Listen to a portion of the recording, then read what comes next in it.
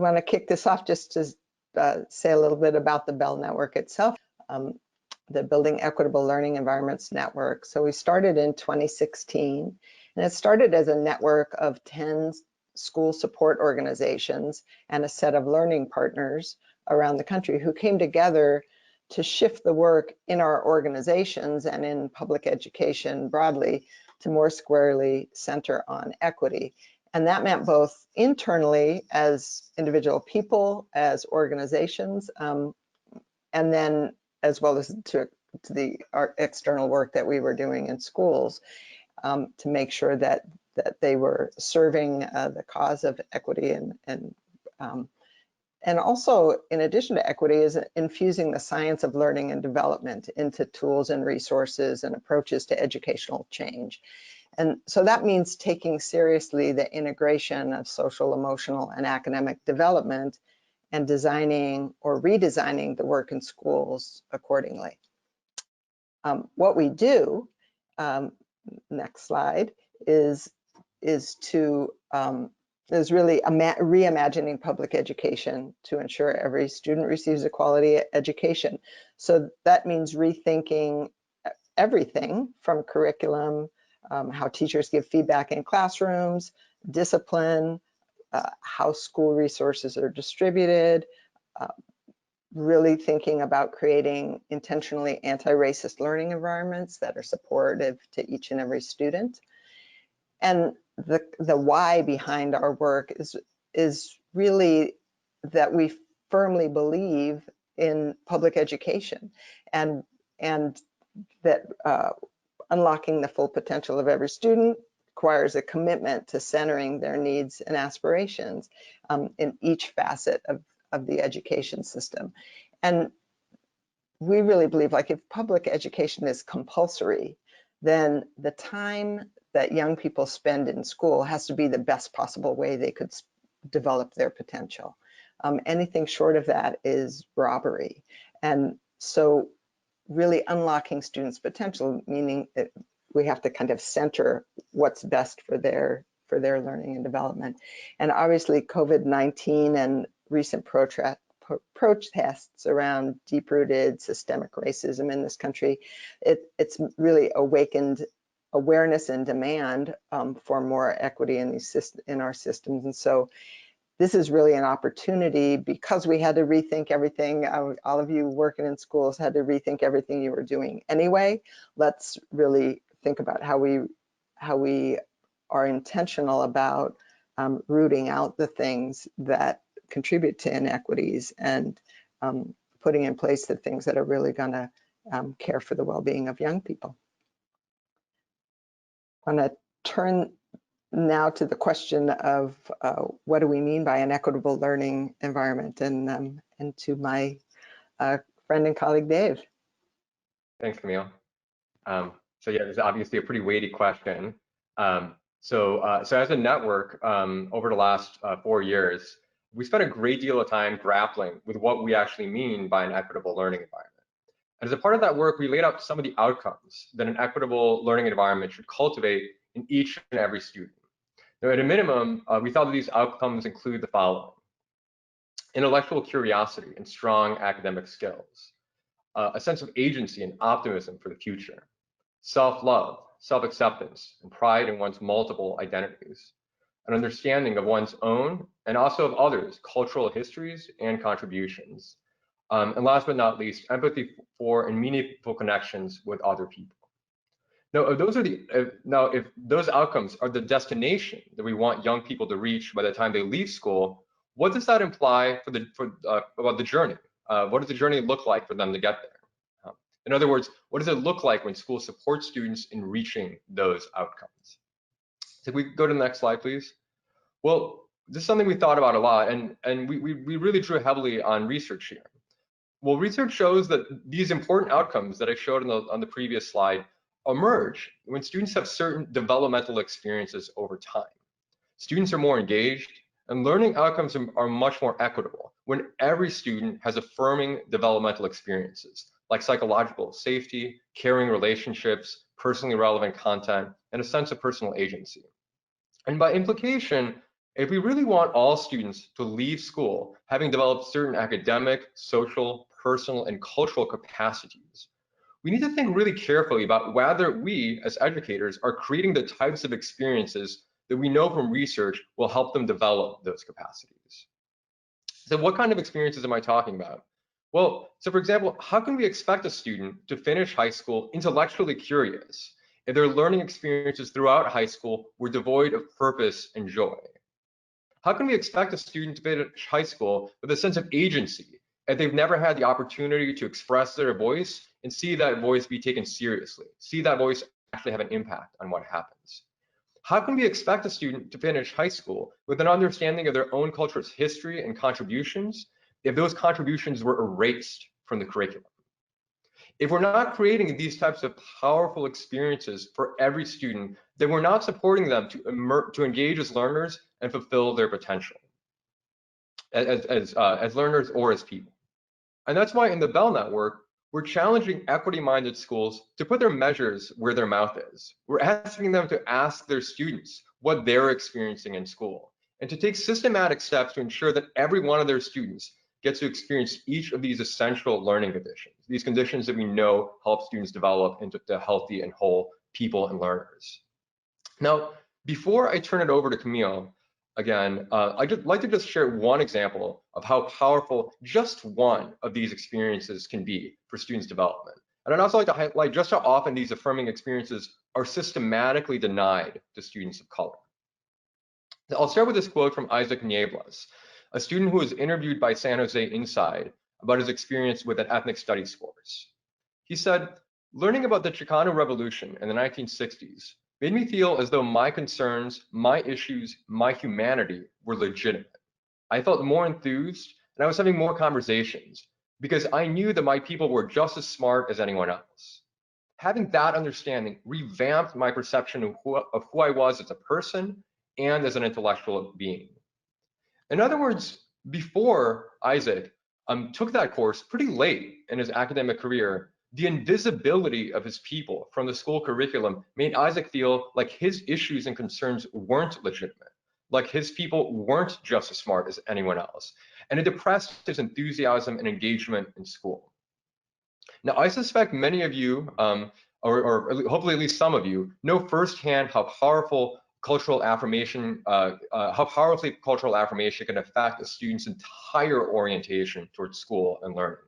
That you know how cultural invisibility and marginalization in school can erode students' sense of confidence in and engagement with all academic subjects. But for those of you who don't know this firsthand, or perhaps for those of you who might need some ammunition to convince others that this really is important, let me share some relevant research findings. So at this point, multiple rigorous studies out of Stanford University's Center for Education Policy Analysis bear out the tremendously powerful impact of well-designed and well-implemented ethnic studies programs. These studies have shown that such programs can have substantial impacts on overall student engagement and learning in school, even outside the program in question. For example, one such program reduced high school dropout by 43% among Black male students, who were the intended beneficiaries of the program in question. A different program increased attendance by 21 percentage points and increased GPA by 1.4 points. And crucially, those gains in engagement and academic grades weren't only seen in those specific courses, they were seen across the board in students' other classes too. And I think this underscores why we need to think holistically about students' social, emotional, and developmental needs. We need to think about these things in an integrated way. Now, I certainly hope, and I suspect that if you're on this webinar, you care about more than just ELA scores and more than just math scores. But I think the lesson here is that even if you only care about narrow academic outcomes, research shows that you're much more likely to get strong academic outcomes if you create an environment that authentically affirms, empowers, and engages students as whole people, because that's what they are.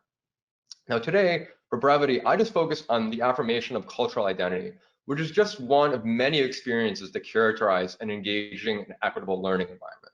There are multiple such experiences, and as Camille will describe shortly, the BELE framework provides guidance about how to create an environment that provides students with each of these different kinds of experiences, or at least our best first guess as to how to do that. And I just want to preview that at the end of the session, we'll share some links we'll share links to some of the free tools and resources that have emerged through our work, including the BELE framework and also tools that can be used to systematically measure and improve student experience. I'll take it back to you, Camille. Okay, thanks, Dave. And so what Dave was just talking about makes it really clear that, you know, education and learning development are social processes, and they take place in the context of relationships with all, you know, in public education, take place in relationships with the full public, everybody that's in a society, ideally, and that we have to really center on the experience students are having, because all of us will work hard at things that we care about. All of us will really invest in things that are meaningful to us. And so it's creating the kinds of environments and kinds of experiences and opportunities and challenges that are meaningful for young people. So in the BELE Network, over the course of the work over the last 4 years, collectively developed this BELE Network framework that really puts this student experience. So what is, on a day-to-day basis, how does the young person perceive what's happening, and how do those experiences give them opportunities to grow and develop, like at the center of all of the other things that are going on in a school that we often end up siloing. So teaching and learning, school-wide systems and structures, parent, family, and community engagement, district and state policies. Oftentimes those are all separated from each other. And in the BELE framework, we're really trying to provide a way to think about how can you integrate across all of those efforts and really hold student experience at the center. So there are 4 domains within the BELE framework, and those 4 things are really each focused on how do you make sure that you're thinking about the people in that space, in that domain, and attending to their learning and development and their well-being and thriving. So in teaching and learning, really focusing on young people's experience in a classroom and the interactions that they're having in a classroom or in a virtual classroom, in a learning setting, real or imagined, and that what are the relationships that they are having with teachers, with peers in those settings, whether in a classroom, online, or some kind of hybrid of those. And then how are school-wide systems and structures prioritized and aligned to make sure that what happens in those learning settings is happening smoothly, is the teacher is able to do what the work that they can do, build the kind of relationships that they need to have in order to really support young people's learning. And so that everything wrapped around that learning setting is in service of building those relationships and supporting those meaningful interactions with adults and peers. And then the family, caregiver, and community partnerships have to be central to that. So we really have to understand that young people are part of families and part of communities, and that the closer that folks in schools understand and are in close proximity with and in regular communication with families, caregivers, and community, and not just in a one-directional communication, but really that folks have power, that we think of schools as belonging to families and communities, and that we're serving them.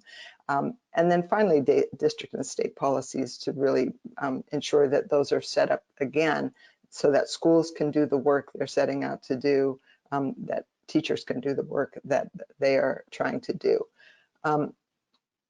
So across this, the way that the framework works is within each of these 4 domains, we offer a set of core commitments and a set of core practices. And these are culled from the best of what research in the science of learning and development, as well as experience in folks trying to put together more culturally responsive, culturally sustaining practices. What are the best of the best that we could offer up? And so in an example of a set of commitments and core practices is shared here within the teaching and learning domain. So the commitment to really facilitate community building and routines and rituals, that reduce stress, address trauma, promote healing and belonging, and prepare the brain for learning. So the idea of the commitments is these are what the adults in a building should be committed to doing.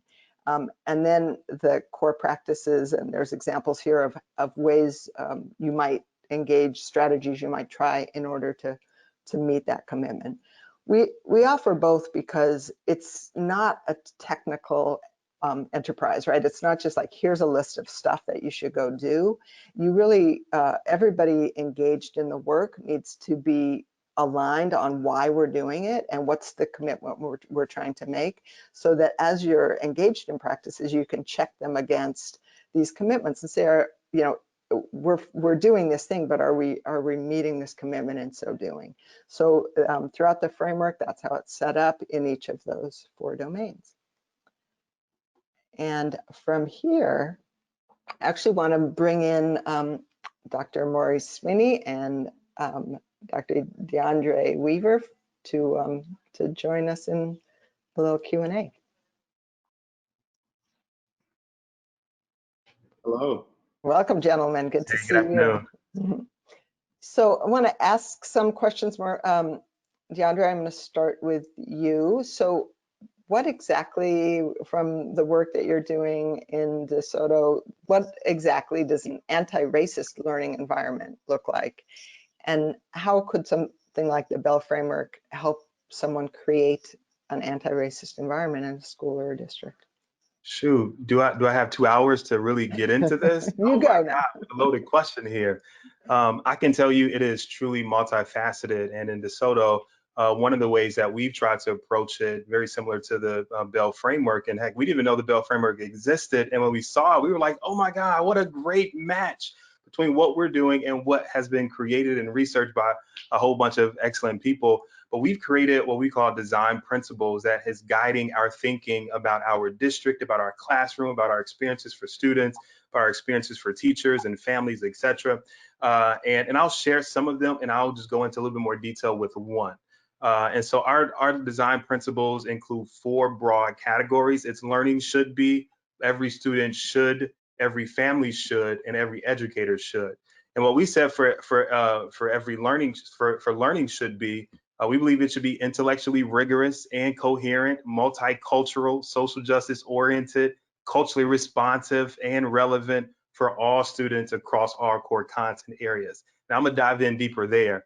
We also said that it needs to be available anytime, anywhere. We think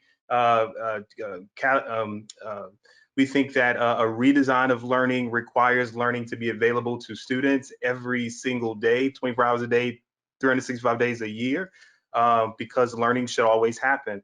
We also believe learning should be inherently joyous. It should be a joyous pursuit, enabling all students to have fun and find their passions. Now, oftentimes people forget that we should be creating joyous people. We should have children enjoy learning and finding their connections and passions and their something that they could enjoy for the rest of their lives. It's the purpose of learning, and we often forget about that. And we think that is part of having an anti-racist learning environment. We also believe that every student should have access to the highest quality instruction that leads to deep learning, not surface learning, not let's get you ready for test prep learning. We believe that transfer is really important, and that every student should have the opportunity to show mastery and progress at their own pace. I think it's time out for kids need to learn this in 2 weeks, and that's it. There's no learning science that says that kids learn like that, and I think we need to implore that, and that's what we're working on in DeSoto. We believe that every student should be treated as a whole child, building long-term health and safety and agency. And then we believe every student should feel connected and belong to a community, kind of regardless of their mode of learning. The final 2, every family should have the flexibility to choose their educational model that best suits their context and be empowered to own learning with their child. And then every educator, and this is a cool one, should be able to leverage their greatest strengths and passion. So we're trying to rethink the whole role of an educator. And we often think that that somehow educators can be an amazing content expert, to be amazing at delivery, be amazing at building relationships, amazing at connecting with parents, amazing at connecting with children, coaching. that teacher does not exist at scale. And so what if we start to think about, hey, what if we can channel individual strengths, teachers to their strength, and make sure that students receive the best out of all of our educators? So anyway, we're thinking about a whole lot of different things, but there's one thing, if I have a few more seconds, I want to go into a little bit more detail with, and this is specific to the anti-racist learning environment approach. But my favorite one of all of these is learning should be intellectually rigorous and coherent, multicultural, social justice oriented, culturally responsive, and relevant for all students across all content areas. And I love Zaretta Hammond, and she does an amazing job with distinguishing between multicultural education, social justice oriented education, and culturally responsive education. And I think the anti-racist approach lives specifically in the social justice education piece. So that's ensuring that we are elevating the critical consciousness of all of our students to the realities of their environment. And we're incorporating that into their learning experience. We're incorporating that into the products that they produce as a result of their learning. We're incorporating that into what they're learning. We're making sure that they know about the political, the social context of their existence, and that we're not shying away from it. Now that is, it's a really touchy subject because that requires educators to do their own personal work with some of their biases and the context of our society, but that's a part of it. And the multicultural education piece is simple, right? We want to make sure that the materials that we use both represent the experiences, the histories of the students that we're serving, one, so that students of color and students from poverty can see themselves in literature, and two, that students of privilege can also learn about other folks that they don't have a context for. So it's a dual purpose here. And then finally, that cultural responsive, the techniques that teachers use are all about making sure that our most neediest learners, the students that have been outcast, that are traditionally not served well in our educational system, that the teachers are using the best instructional practices to make learning come alive for them, that they're differentiated, that they're meeting students where they are. I think those things specifically go into the learning environment. And then finally, there's a whole bunch of other practices that hurt kids. Grading and promotion has hurt children traditionally forever, right? Like, we don't pass kids and give kids grades because of what they know. We do it based on a flawed system. We got to change that. And I'll stop there because I don't want to dominate the conversation, but I got a whole lot of stuff that I think adds to an anti-racist learning environment. Appreciate that, Dr. Weaver, and looking forward to digging into more of those things. And I also really appreciate the call out for what do we have to stop doing, and not just what do we have to start doing.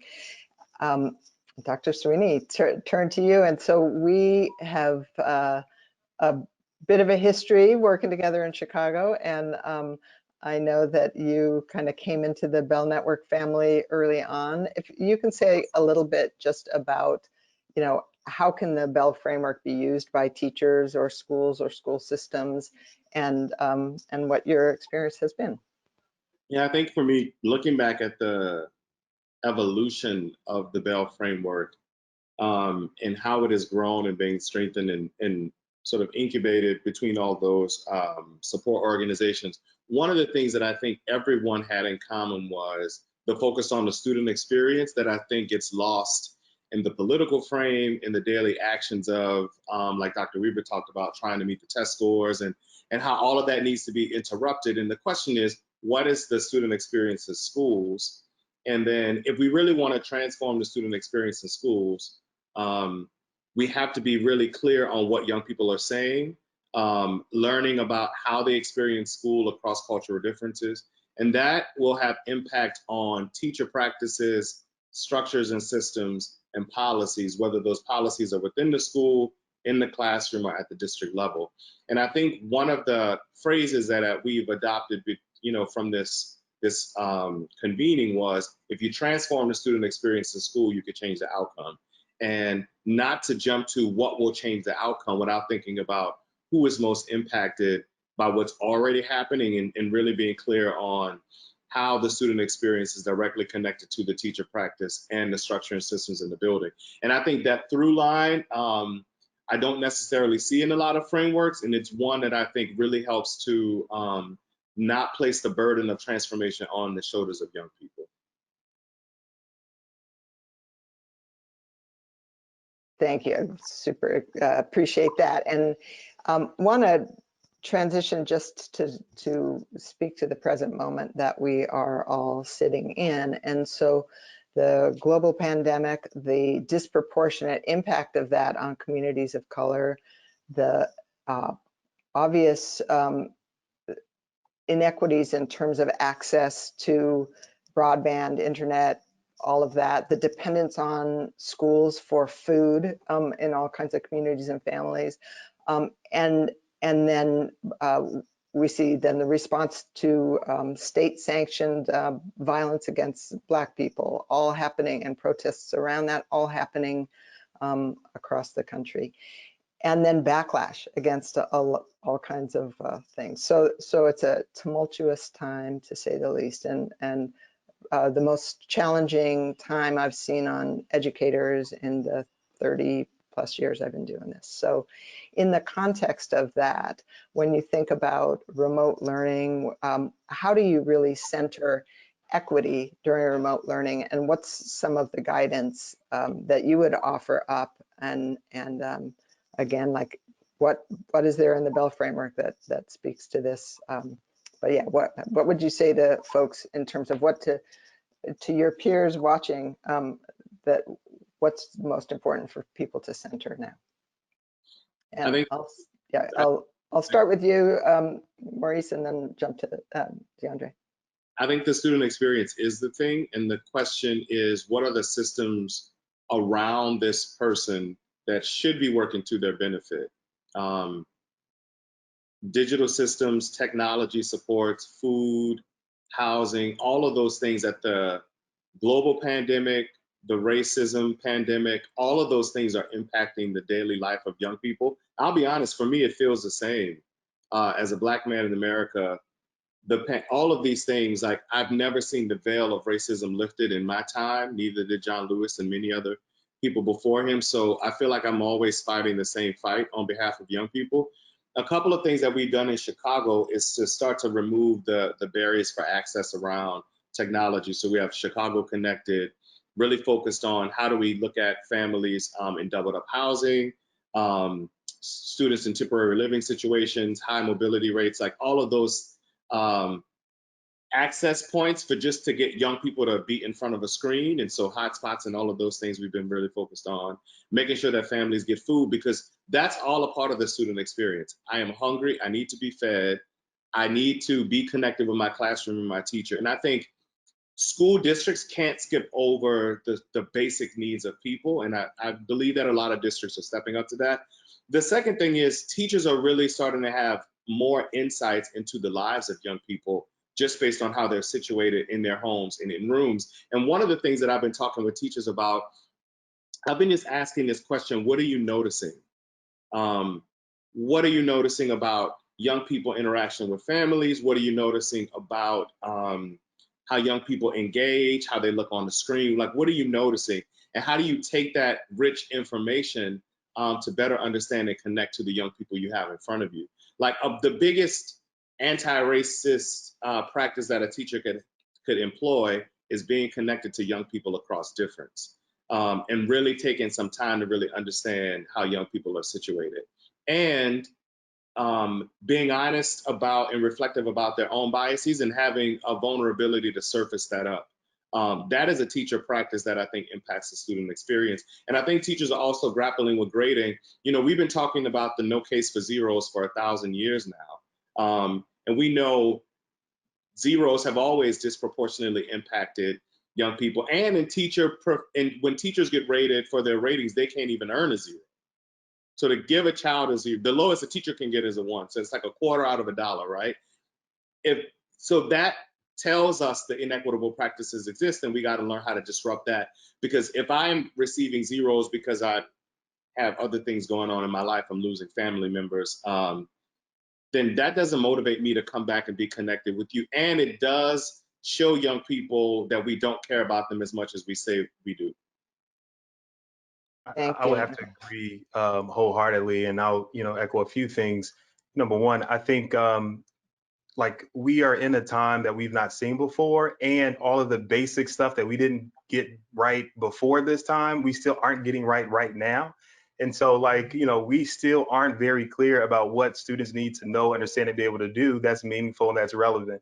We still aren't clear about the way that we construct our assessments and that they are, you know, appropriate for the students, that they're honestly engaging what we think they should have learned, understood, and have been able to do. You know, we still don't create engaging and relevant learning experiences that are project or problem based. We still aren't, you know, grading as students who aren't building effective relationships. Like they're just the very basic, you know, core components of teaching and learning that we still are not getting right, that we still need to get right now. I think what a great time for us to really spend time doing that here in DeSoto. One of the things that we've done, specifically connected to the BELE framework, this idea of cultural, spiritual, and ethnic values and practices, acknowledge, honor, and respected.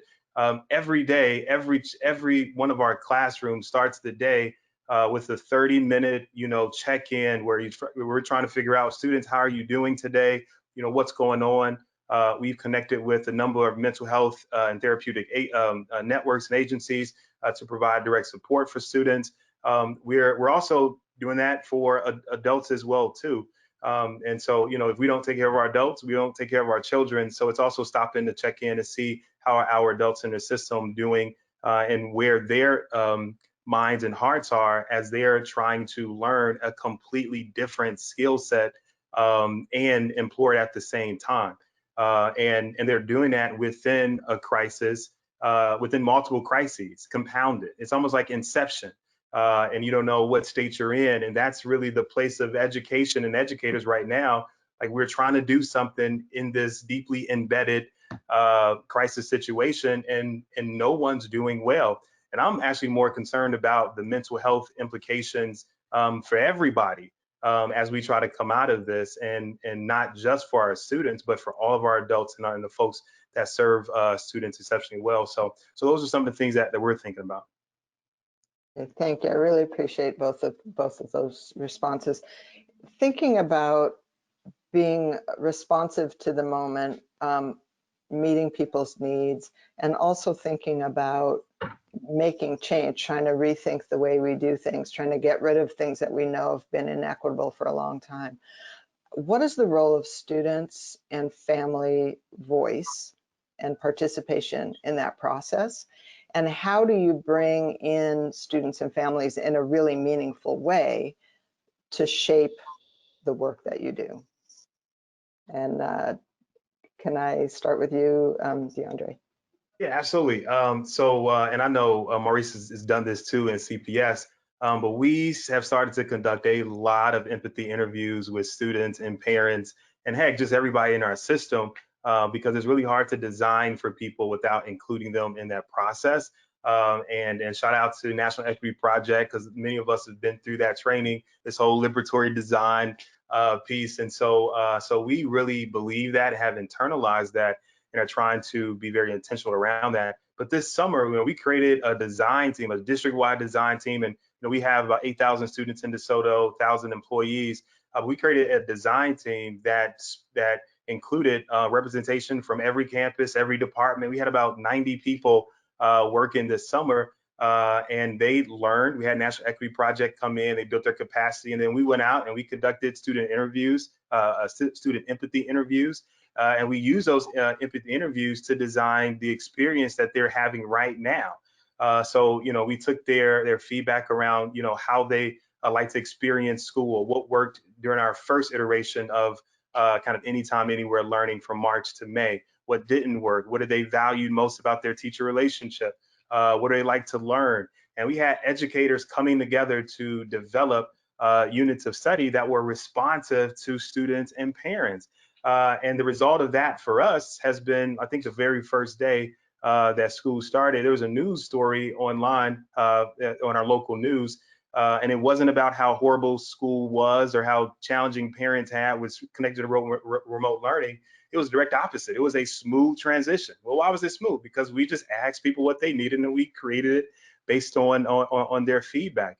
And then subsequently, we've identified each aspect of our plan and created a survey for parents and teachers and students to get ongoing bi-weekly feedback as to what's working, what's not working, so we can be responsive. Now, we can be that agile because of our size but that's something that has worked exceptionally well for us. And I'm really excited about the PERTS survey that I just came into acknowledgement of last week. I feel like that's something that we're going to implement.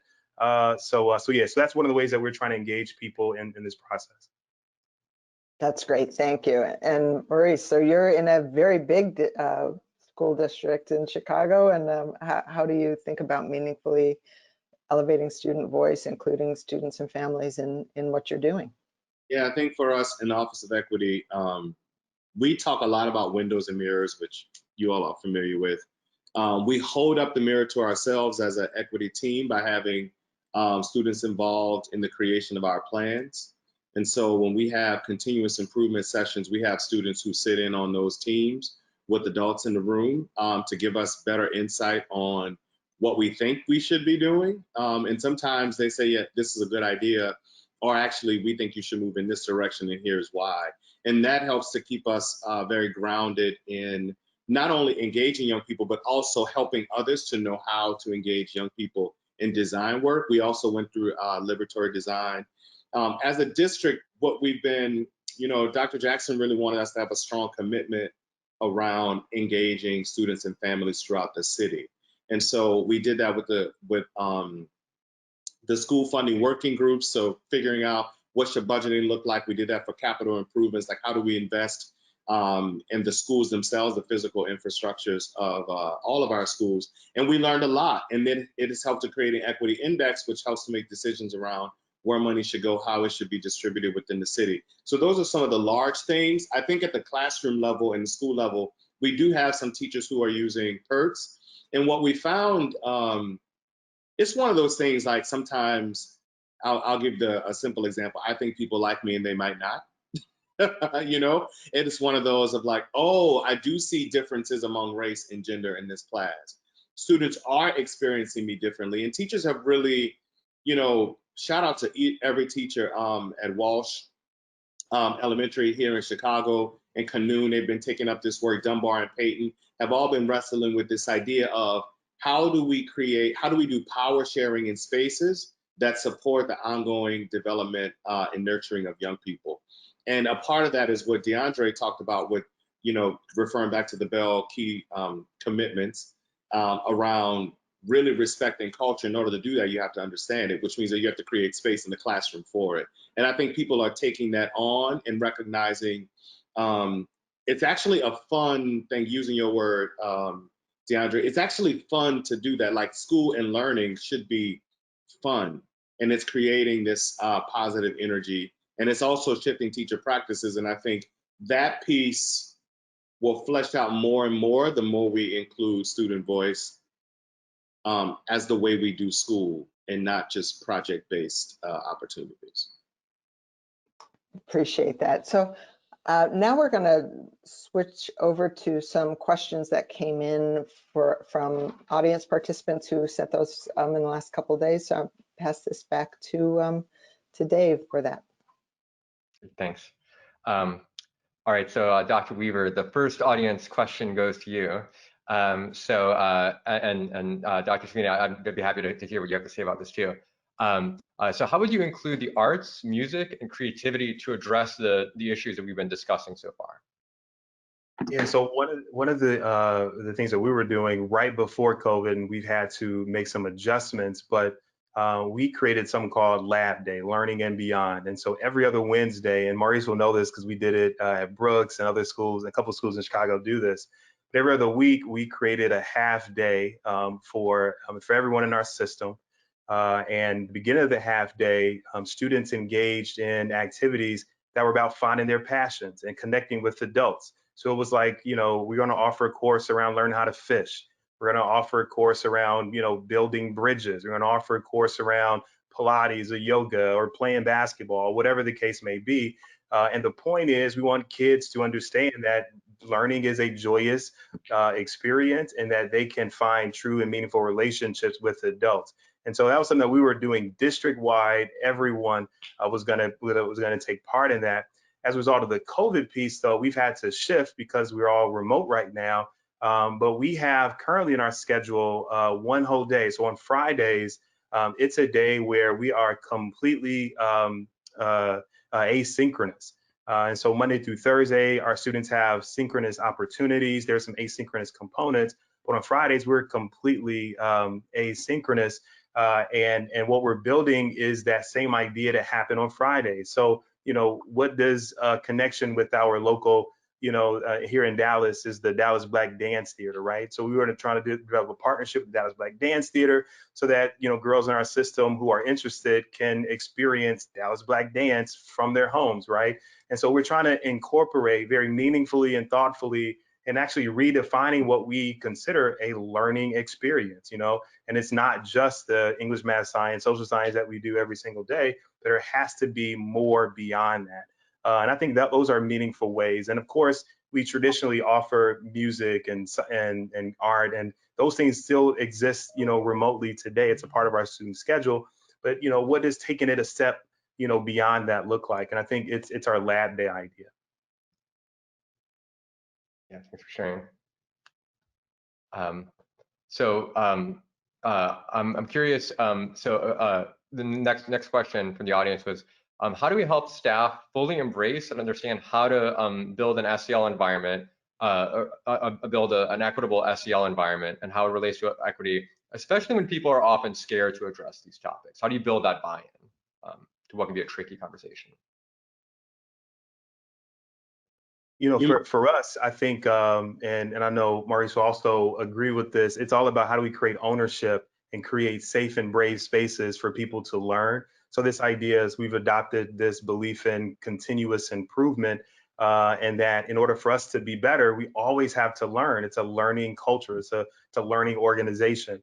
And so one, having a belief in value and completely supporting ongoing professional learning for people, and allowing them to say, hey, I don't know how to do that, but here's an opportunity for me to learn with my peers, and I won't be ridiculed for it. And we've done that, you know, one with our, you know, district-wide design team. Everybody and anybody could be a part of it. And this summer, heck, we actually paid people to be a part of it. So it wasn't a free thing. We compensated them for their time, and we keep the open door. And so within that design kind of team structure is where we build in our professional learning. So here's something we're going to learn about, right? We're going to learn what does it mean to lead for equity. So let's get the professional learning. Now, what does it mean for you to actually create an equitable environment specifically? And then let's go to work and let's come back and let's review what you've done.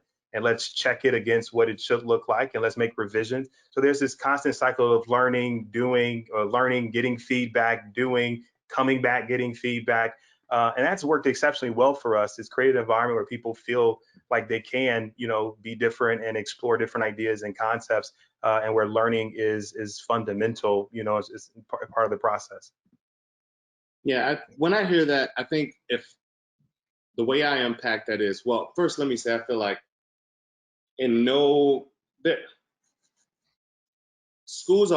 classrooms are always social emotional learning environments. The question is whose social and emotional identities are prioritized, whose social and emotional identities are asked to be put away. And so recognizing people are always impacted in these spaces is one thing that we have to be really, really clear about. To DeAndre's point, like schools have to take this up as a way of understanding. I think people are wrestling with more about how do I connect with people across racial lines? How do I connect against gender identity and expression? How do I connect against class? Like, I feel like though I would want to deconstruct that more. And I think it would be important for me as a classroom teacher or a principal to think about who are the people I'm serving? What are the differences between me and them? And then how do I take some time to learn about other people? If we take the learner stance, and it'll keep us from making the same mistakes that we've done with zero tolerance policies and all of the sort of ways in which discipline and learning and social emotional things have continued to spiral. It's like culturally responsive education. At one point we were saying multicultural education, then cultural competence, and then differentiation. Like there's something recursive about that. And the question is, what do we keep getting wrong? And I think we have to understand people across difference. And I would want to take the journey of like saying, tell me more about your culture. Tell me more about you. What do I need to change about myself so that I could be a better teacher for you? I had 3 rules in my classroom early on. It was sometimes painful to have, but there were 3 things a student could tell me. I'm hungry, I'm tired, I feel like you're disrespecting me. Oh, actually 4, and I'm bored. And I said, you know, if we could just be honest. Now, I got a lot my first couple of years. I was like, that was stupid. But I learned to manage through that. But I was trying to create a space where young people just could be honest about their experience of me. And when we have to be open and vulnerable enough for young people to tell us this is not working for me in this space or in this school or in this district, so that we could learn. You know, when you go out to dinner, they ask you, you know, you have any food allergies? Or you're allergic to shellfish. When you go to the doctor, they're asking, you know, do you have any pains? What are you feeling? We have to take that same approach to asking people what they need, what are their interests, so that we could serve them better. That's how I would say approach it. Yeah, thank you both so much. I think that like comes up time and again, and I really appreciate you both kind of hammering that, right? Asking people what they need, being vulnerable, continuously trying to improve and listen to people. So important. I'm wondering, another audience from the question, can you suggest any resources or publications for those who are interested in learning more about race-conscious SEL in particular? And I'll direct it towards either one of you, whoever wants to answer. Selfishly, the CPS Equity Framework, equity.cps.edu, selfish plug. Chicago Beyond, a local organization, has done a lot of work around anti-racism. And on their website, you can find a lot that would help people have conversations in their homes about racism and anti-racist practices. Loretta Hammond's work is pretty good. Dr. Cesare Warren, who is in Chicago, really helps people to understand anti-Blackness. I think I would say a good Google search is always helpful. And sometimes it's a fun rabbit hole. Paul Gorski, he's somewhere on Twitter, I don't know his website, but he has a lot of that work too. So just be open as you continue to find. And I will say, whatever you start to learn, socialize it with somebody who you trust, so you can make more meaning from what you're learning. Yeah, How to Be an Anti-Racist is hot right now, and Listening as Leadership, I think, is a really good book, and it really centers, you know, this ability to listen, and how do we enroll people in these really tough conversations for some people to have about race and identity and differences, and how that work really starts internally. I think those are a couple books that help out too. That's great. Thank you both so much for sharing. So with that, I want to just thank you both, Maurice and DeAndre, so much for being here. I feel like Maurice, I always learn so much talking to you, and DeAndre, I hope to keep this conversation going in the future. It's been really great getting to know you. So I feel like I learned a lot. I'm sure our attendees did too. And so just to kind of wrap things up here, because we're getting close to time. I just want to kind of remind everyone that, really today we learned a lot about different experiences that characterize an equitable learning environment. And we also introduced a variety of different strategies, approaches, mindsets, and resources that folks can use to start going into that continuous improvement process. And I really like how we emphasize that, this isn't something someone can tackle in a day or be good at right away. This is a continuous process, and we have to be vulnerable and really lean into the learning, and not just on our own, but in partnership with the students and communities and caregivers and our colleagues. So let's see. So before I sign off, I'd like to just share where you can find some of the resources that we've been talking about throughout the session today. So first, you can find the BELE framework and a variety of related free resources at equitablelearning.org. And I also just want to do a plug. If you have good resources that you want to share that you don't find in there, you can upload resources yourself. So I just encourage you to contribute. If you can think of anything that you think others might find useful on this journey. Second, I want to invite you to use a free tool called Copilot Elevate to learn whether your own students are having these equitable and affirming learning experiences, and to also get concrete strategies for improving those experiences, many of which are distance learning compatible. This is the free tool that Maurice mentioned, and it really surfaces how students are experiencing a classroom, and also whether there are disparities in how different groups of students are having those experiences. So any middle or high school teacher in the US can sign up and use it for free at perts.net/elevate. You can also read more stories about the work of BELE and our partners in action on Medium. Finally, I'd like to thank Dr. Rob Jagers, Emily Sumner, and CASEL for hosting us.